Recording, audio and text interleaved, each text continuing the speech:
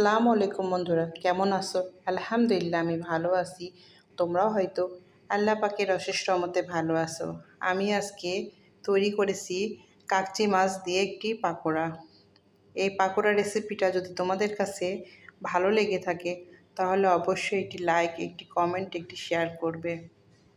আর কমেন্টের মাধ্যমে অবশ্যই জানাবে আমার কাকচি মাছের পাকোড়া রেসিপিটা তোমাদের কাছে কেমন লাগলো। আর যদি খুব বেশি ভালো লেগে থাকে অবশ্যই ফ্যামিলির সঙ্গে শেয়ার করবে। তো বন্ধুরা দেখতে থাকো আমি কাকচি মাছের পাকোড়াটা কিভাবে তৈরি করলাম। হ্যালো বন্ধুরা, আমি আজকে তৈরি করব কাকচি মাছের পাকোড়া। এখানে আমি কিছু পরিমাণে কাকচি মাছ নিয়েছি। এখানে আমি ডাউলটা পানিতে ভিজিয়ে রেখেছিলাম, এটা এখন আমি পাটাতে বেটে নিব।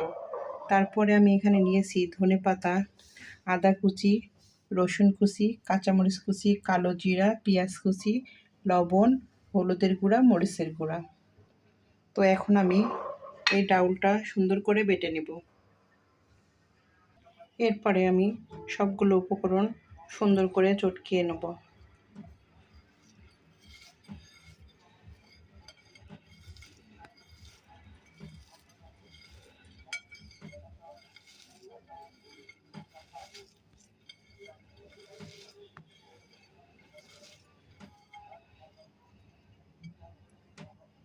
এখানে আমার পেঁয়াজ, রসুন, কাঁচামরিচ, ধনেপাতা সব কিছু মিক্সড করে মাখানো হয়ে গেছে। আমি যে ডাউলটা বেটে নিয়েছিলাম সেটা আমি এর সঙ্গে এখন সুন্দর করে মেখে নেব।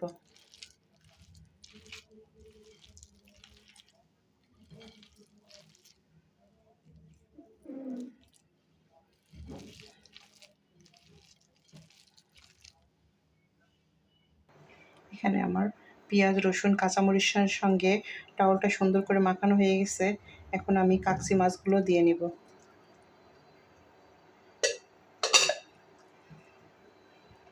দিয়ে সুন্দর করে আবার মাখিয়ে নেব। এখন আমি কাকচি মাছের সঙ্গে ডাউল বাটা, পেঁয়াজ, কাঁচামরিচের, রসুনের যে কুচিটা ছিল সঙ্গে এখন ভালো করে মাখিয়ে নেব। বন্ধুরা, অনেকে ছোট মাছ খেতে চায় না, অনেক বাচ্চারা এইভাবে কাকচি মাছের পাকোড়া তৈরি করে দিলে বাচ্চারা বুঝতেই পারবে না, এক নিমিষেই শেষ হয়ে যাবে। এখানে আমি ফ্রাই প্যানটা বসিয়ে দিয়েছি পাকোড়াগুলো ভাজার জন্য। এখন আমি পরিমাণ মতো তেল দিয়ে নিব।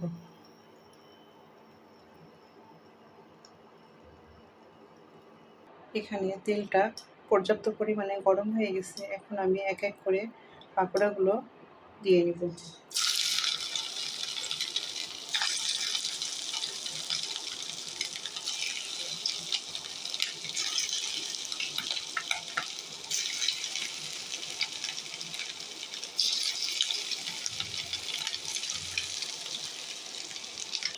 এভাবে করে আমি সবগুলো কাকচি মাছের পাকোড়া তৈরি করে নিব।